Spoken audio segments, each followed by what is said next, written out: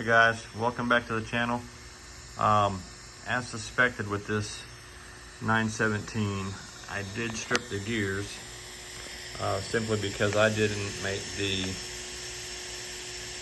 modification to that motor mount there well enough to get the gears to mesh correctly.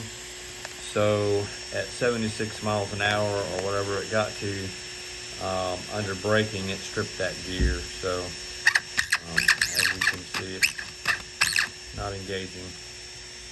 So I've already got some of it taken apart, the brace and stuff that needs to come off. Gonna get this apart and do my best to take as little of it off as I can.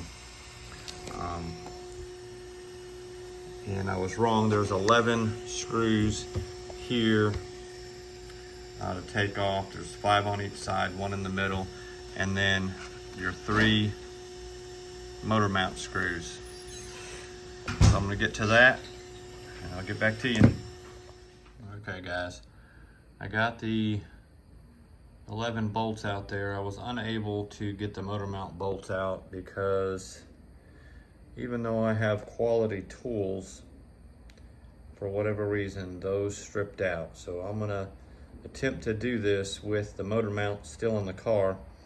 One thing to note, if you've not ever pulled these apart before, the middle one here is a long bolt. So remember that, it's this long bolt here. All the other ones are short. There are 2 different lengths of these, and I'm uncertain because I've already taken it apart once and don't recall those being different lengths, but if you can see that, there's 5 short ones and 5 that are a tiny bit longer. I'm not sure if that makes a big difference or not, but anyway guys, I think if I take off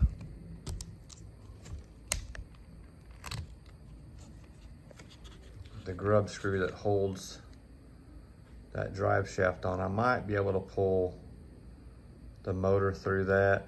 We're gonna find out, and if it works, I'll be back to you here in just a second.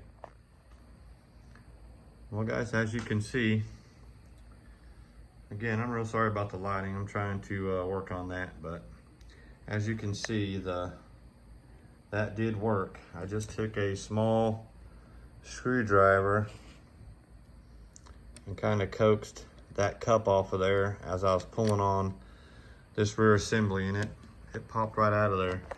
So now I should be able to just remove these 4 screws here. Take this bearing off. There's that washer again. Make sure that you don't lose that washer or bushing there that goes on the front of that bearing, and that bearing doesn't easily want to come off, so I've had to tap it off last time. Anyhow guys, I'm gonna get this gear swapped out for the other one, do some more fine tuning on that motor mount, and see if I can get it back together. See you in a bit.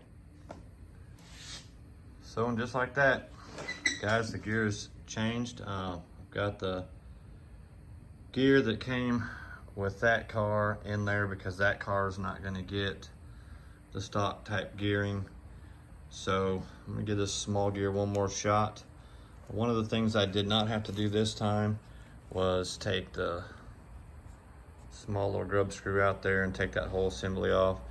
I didn't take any of the structure off the back. I just took the 11 bolts out, popped it out of the diff cup there.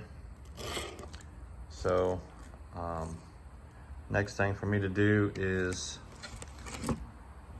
some more Dremel work on that motor mount there.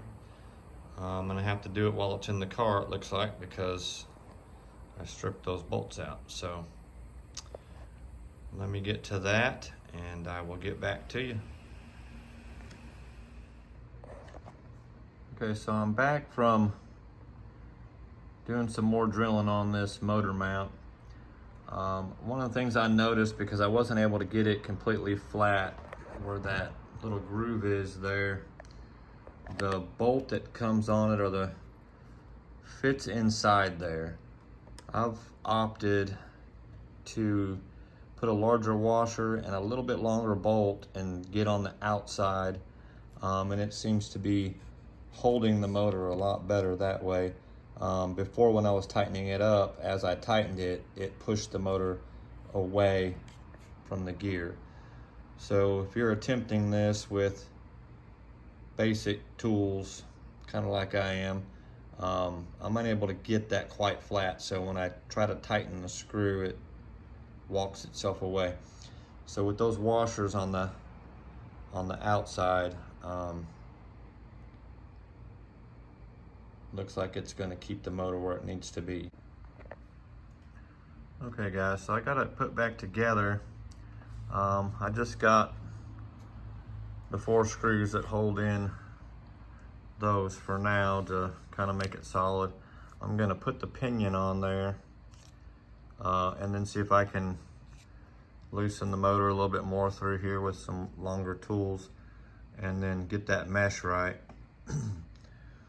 But I think this might have been the easiest way to do the gears that I found so far. I've had some guys commenting saying that they undid 4 screws on the bottom and flexed the body and the drive shaft came out. I have not tried that, and I've not seen a video of it, but you know, if it works, it works. I still am not certain that you'd be able to get the gear off without taking the motor mount and the motor out, and all those things as well. So, but might be something to look at and try. I'm not certain what 4 bolts that they're talking about. So for now, I'm gonna keep doing it the way I did. It seemed really easy this time compared to the first time. So let me get this pinion on there and see if I can get the mesh set.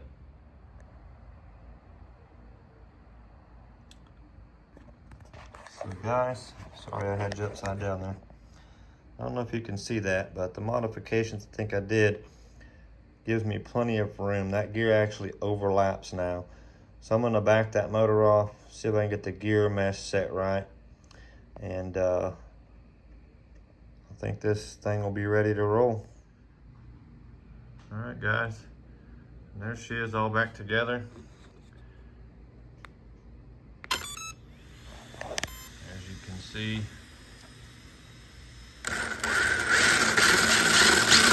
it's working. Everything's good. So I think she'll be ready for a run in the morning and see what it can actually do, if I can get a good clean run out of it. I don't know how many more times I'll run this car on these plastic gears, but and one more thing, guys, also I do recommend that you go down to your local hobby store, if you have one, replace this hardware on the bottom here, because I have a feeling we'll be taking it in and out quite often. Grab some stainless steel stuff or just some better quality bolts, because they do strip quite easily. They seem to be very soft. This long one in the back is stripped, and 2 of these motor mount ones here are stripped already. So yep, that's it guys. A little bit easier this time. If anybody else has any suggestions or has found an easier way, please let me know in the comments or shoot a video out there. But we'll have a running video over tomorrow morning. Thanks guys. Like, subscribe, comment. Have a good night.